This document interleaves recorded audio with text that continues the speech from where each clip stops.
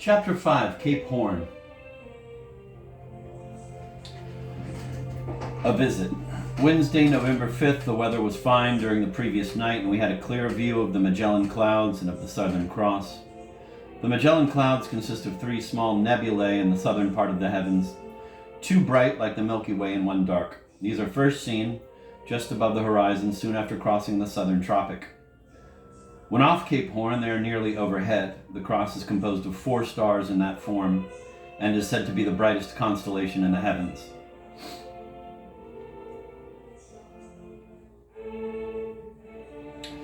During the first part of this day, Wednesday, the wind was light, but after noon it came on fresh, and we furled the royals. We still kept the studding sails out, and the captain said he should go round with them if he could.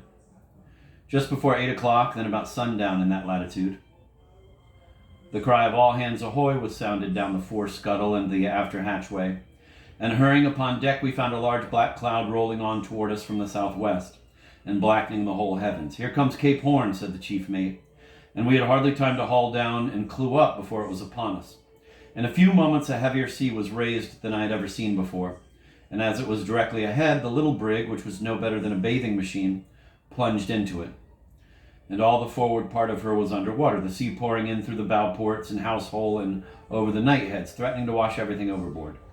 In the lee scuppers it was up to a man's waist. We sprang aloft and double reefed the topsails and furled all the other sails and made all snug. But this would not do. The brig was laboring and straining against the head sea, and the gale was growing worse and worse. At the same time, sleet and hail were driving with all fury against us. We clewed down and hauled out the reef tackles again, and close reefed the fore topsail, and furled the main and hove her to on the starboard tack. Here was an end to our fine prospects. We made up our minds to headwinds and cold weather. Sent down the royal yards and ungrove the gear, but all the rest of the top hamper remained aloft, even to the skysail masts and studding sail booms.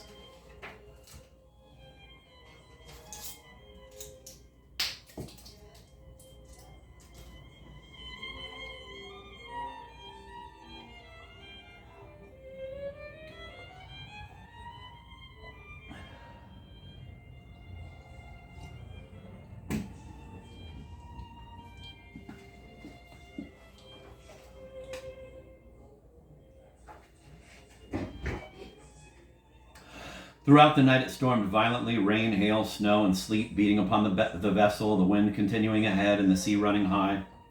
At daybreak, about 3 a.m., the deck was covered with snow.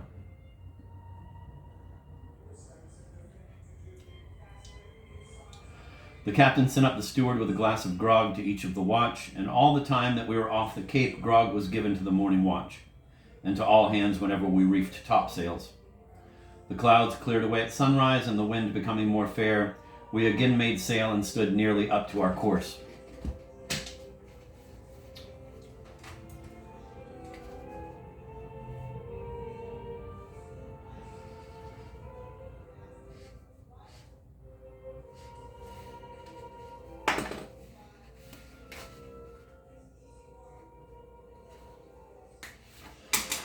Thursday, November 6th. It continued more pleasant through the first part of the day, but at night we had the same scene over again.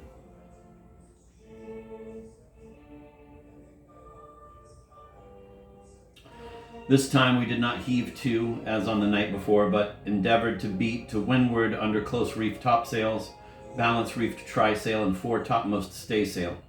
This night it was my turn to steer, or as the sailors say, my trick at the helm for 2 hours. Inexperienced as I was, I made out to steer to the satisfaction of the officer, and neither S nor myself gave up our tricks all the time that we were off the Cape. This was something to boast of, for it requires a good deal of skill and watchfulness to steer a vessel close-hauled in a gale of wind against a heavy-head sea. Ease her when she pitches is the word, and a little carelessness in letting her ship a heavy sea might sweep the depths or knock the masts out of her. Friday, November 7th. Towards morning the wind went down, and during the whole forenoon we lay tossing about in a dead calm and in the midst of a thick fog.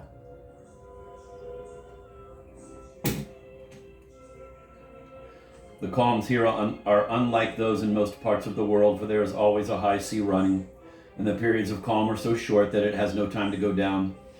and vessels being under no command of sails or rudder lie like logs upon the water. We were obliged to steady the booms and yards by guys and braces and to lash everything well below. We now found our top hamper of some use, for though it is liable to be carried away or sprung by the sudden bringing up of a vessel when pitching in a chopping sea, yet it is a great help in steadying a vessel when rolling in a long swell, giving more slowness, ease, and regularity to the motion. The calm of the morning reminds me of a scene which I forgot to describe at the time of its occurrence, but which I remember from its being the first time that I had heard the near breathing of whales.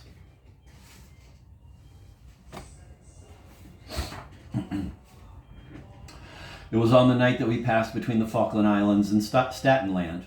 We had the watch from 12 to 4, and coming upon deck found the little brig lying perfectly still, surrounded by a thick fog, and the sea as smooth as though oil had been poured upon it.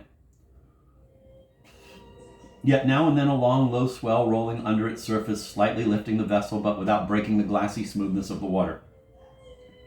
We were surrounded far and near by shoals of sluggish whales and grampuses, which the fog prevented our seeing, rising slowly to the surface or perhaps lying out at length, heaving out those peculiar, lazy, deep, and long-drawn breathings which give such an impression of supineness and strength. Some of the watch were asleep, and the others were perfectly still, so that there was nothing to break the illusion, and I stood leaning over the bulwarks, listening to the slow breathings of the mighty creatures, now one breaking the water just alongside, whose black body I almost fancied that I could see through the fog, and again another, which I could just hear in the distance, until the low and regular swell seemed like the heaving of the ocean's mighty bosom, to the sound of its heavy and long-drawn respirations.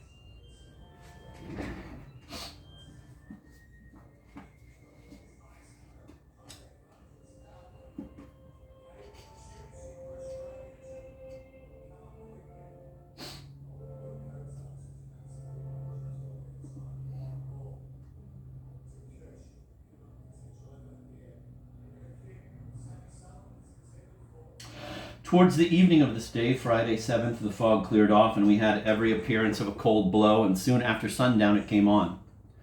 Again it was a clew up and haul down, reef and furl, until we had got her down to close reefed topsails, double reefed trysail, and reefed fore spencer. Snow, hail, and sleet were driving upon us most of the night, and the sea breaking over the bows and covering the forward part of the little vessel, but as she would lay her course, the captain refused to heave her to. Saturday, November 8th. This day commenced with calm and thick fog and ended with hail, snow, a violent wind, and close-reefed topsails. Sunday, November 9th. Today the sun rose clear and continued so until 12 o'clock. When the captain got an observation. This was very well for Cape Horn, and we thought it a little remarkable that, as we had not had one unpleasant Sunday during the whole voyage, the only tolerable day here should be a Sunday. We got time to clear up the steerage and forecastle and set things to rights and to overhaul our wet clothes a little, but this did not last very long. Between 5 and 6 the sun was then nearly 3 hours high, and the cry of all star bow lines ahoy, all star bow lines ahoy, summoned our watch on deck, and immediately all hands were called. A true specimen of Cape Horn was coming upon us. A great cloud of a dark slate color was driving on us from the southwest, and we did our best to take in sail, for the light sails had been set during the first part of the day, before we were in the midst of it. We had got the light sails furled, the courses hauled up, and the topsail reef tackles hauled out, and were just mounting the fore rigging when the storm struck us. In an instant the sea, which had been comparatively quiet, was running higher and higher, and it became almost as dark as night. The hail and sleet were harder than I had yet felt them, seeming almost to pin us down to the rigging.